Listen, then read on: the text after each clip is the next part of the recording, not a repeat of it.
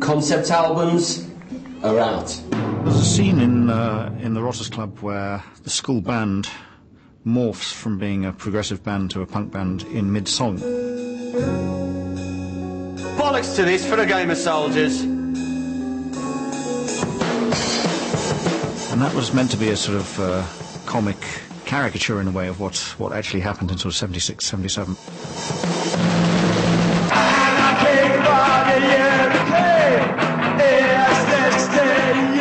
Punk stumbled on a time tunnel back to pre-Sergeant Pepper days and returned armed with only 3 chords and angry as hell.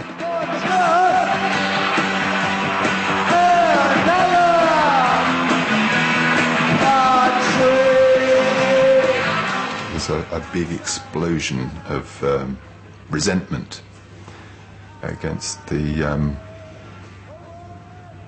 highbrows. What they were saying was, you know, this glam rock and this progressive rock is not communicating to me, and I feel marginalised. I didn't think it was us that they were talking about, you know. Yeah, okay, we could let's lose the guys that go. Let's get rid of that. Let's get rid of that lot. What I didn't like was the great hate that those people pretended to have for the establishment of rock bands at that particular point. Anybody that played, like, you know, something, you know, a bit more complex or a bit, you know, interesting, and that was all out of the window. Another girl in the neighborhood. On the one hand, I liked it because it was trashing things, but on the other hand, I didn't like it because it was a kind of return to infancy. Yeah, I mean, there's this permanent tension, isn't there, in rock music between the 3 chords and the truth merchants. You know, 4/4 and 3 chords. And the other people, like me, who say, well, what if we added a 4th chord and put it in 5/4? There's always people like me messing up what these people think is pop music. Well, it's pretty good bands came out of punk, but they were excellent writers and excellent musicians. But that wasn't really what punk was all about. Punk was all about not being musical, you know. And of course, British Isles was the only country that fell for it, you know. They didn't manage to do it anywhere else. One of the things that proper musicians objected to with punk was that they were always out of tune, the punk bands. Whereas if you listen to Schoenberg and Cecil Taylor, there's no such thing as out of tune. It's just another bunch of notes. In fact, if you're going to play the same 3 rock and roll chords, instead of like learning all kind of fancy ones, why not just play the guitar out of tune? That'll give you something different. I thought that was a kind of very lovely homemade solution to harmonic inventiveness. Just don't tune up, you know. Don't sing in tune. How far out can you get, you know? The notes between the notes. We're hitting them.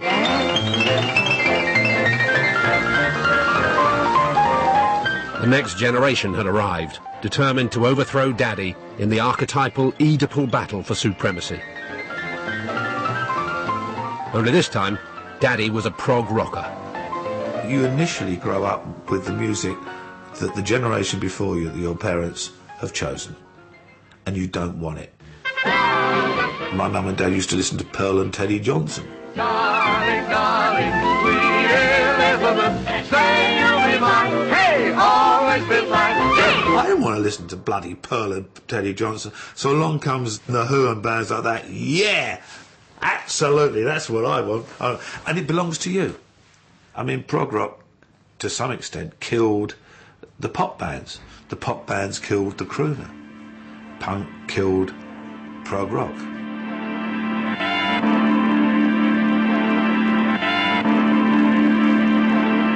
The landscape of 70s Britain bore no resemblance to the imagined mystical worlds of prog rock and Roger Dean.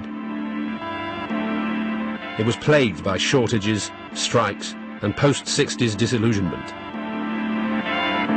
In 1979, an Iron Lady would be crowned Queen in the court of the Crimson King. Lyrically, progressive music in the 70s was very divorced from social reality, completely divorced, and just not interested in it, really. But lyrics are always a problem in this kind of music, I think, because it is about music. It's about doing interesting things with instruments, I think.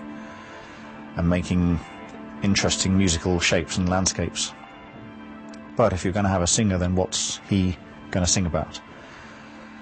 Often the solution was to go down the Tolkien, Roger Dean route and to sing about fantasy worlds and so on, and that, there's a kind of embarrassment about that now, which I certainly share. Genesis missed the British punk revolution. Like many progressive bands, they were too busy being successful abroad. On their return, they not only weathered the punk front, now sitting firmly over the country, but perversely enjoyed an Indian summer. We were kind of unaware of punk, really, because we were up travelling, touring so much. We were not really aware of anything else that was going on. And all we knew that really the groups like sort of Yes and ELP and everything had sort of disappeared a bit. So that left, in a sense, we were the last ones left standing. So we picked up everybody else's audience, is the way I look at it. But I don't know. I mean, I think we always had that side to us which was based more on the songwriting, perhaps, than on the playing. And that perhaps carried us through. Along with you, I will follow you. Follow me, days and nights that we know will be. I will stay with you, stay with me, just one single cheering. We started having hit singles. I mean, with Follow You, Follow Me opened a big door for us. It was the first time we'd been played on English radio, and it was a reasonable hit. It wasn't massive.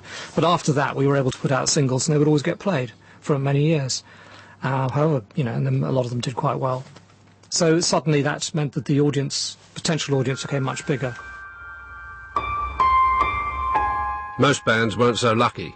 Procol Harum's 10th album, Something Magic, an ambitious concept in which their instruments played characters in a story that was narrated, not even sung, became their swan song.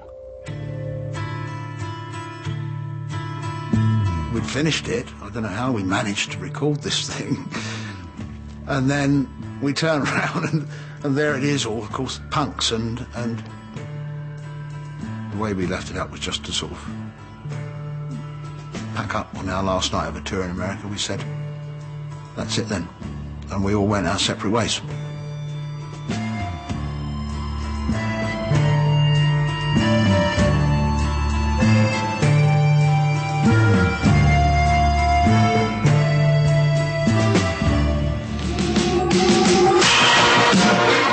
In the 1980s, original King Crimson lyricist Pete Sinfield uncovered a secret path into pop music as a writer of chart-topping hits.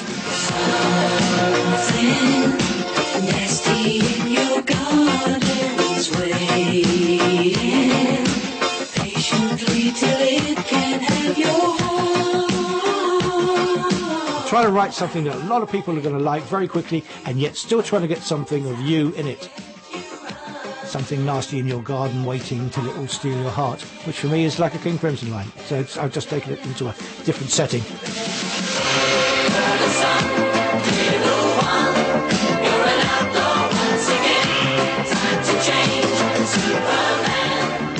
King Crimson itself staged several comebacks, and its 1974 album Red would in time influence grunge guru Kurt Cobain.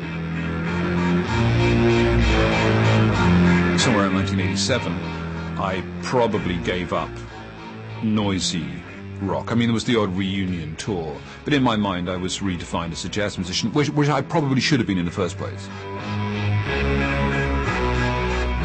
Yes teamed up with hip 80s producer Trevor Horn, who helped tune their songs to the ears of a very different decade.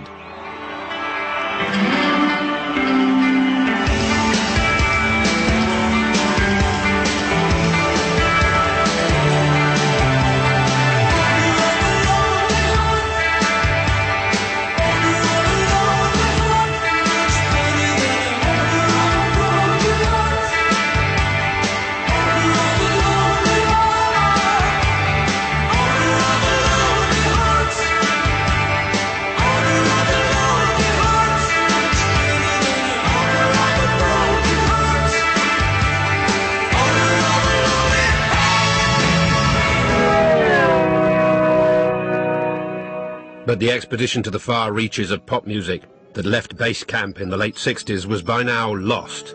forgotten, or only spoken of in hushed tones. Prog had become a really dirty word, you know, it's the sort of thing that you didn't mention in public. It's almost the only kind of music where people will write off everything that's in the genre, without embarrassment, actually, and just say, you know, it's all shit. You know, people would go to a record store and sort of say, I'd like some, a couple of country and western, there's some, you know, a bit of new age, a bit of modern romantic, please, as well. A couple of punk, I've got Stranglers, I'd have that, thank you very much. A bit of classical, and,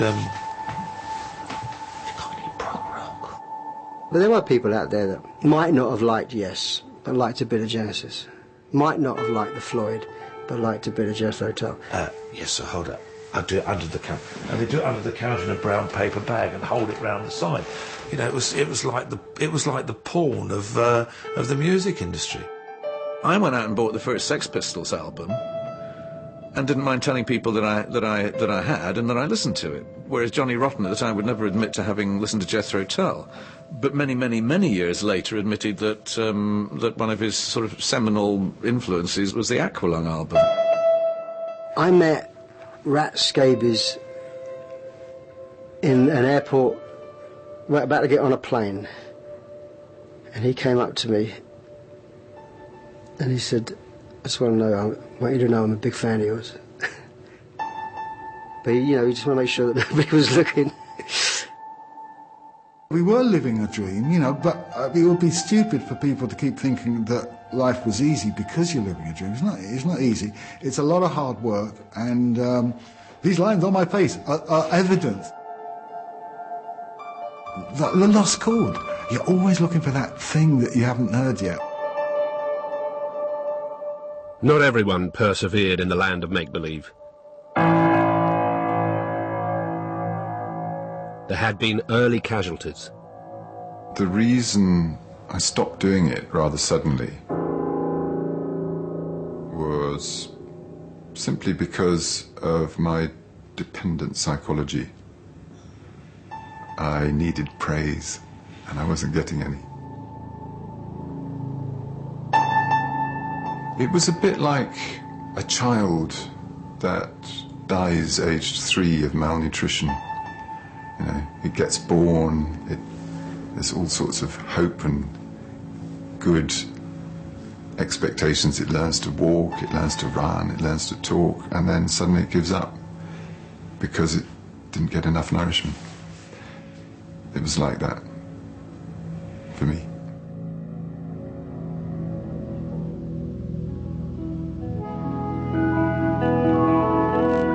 At its purest, progressive rock wasn't about money, celebrity, record contracts, or the audience. It wasn't even a type of music, it was a belief, a value system of the early 70s, one that now seems like old-time religion. Its creators, often precocious, sometimes indulged, occasionally deluded, but always uncompromising, baptized the decade with a soundtrack of stark virtuosity, weird time signatures, strange poetry, and surprising beauty. The musical experiment now labelled prog rock and stored under the counter, or placed almost out of reach on the top shelf. It grew out of rock music, and that's why it was written about in the rock press. But it's kind of a shame that it ever became regarded as part of rock and roll, because it's not. I think the ethos is completely different, and if you judge it by the standards of rock and roll, then it fails. It's actually a bunch of very talented musicians who were kind of cursed with very musically intelligent brains, really, who got bored very quickly with playing 3 chords all the time and wanted to do stuff which was more complex and more challenging.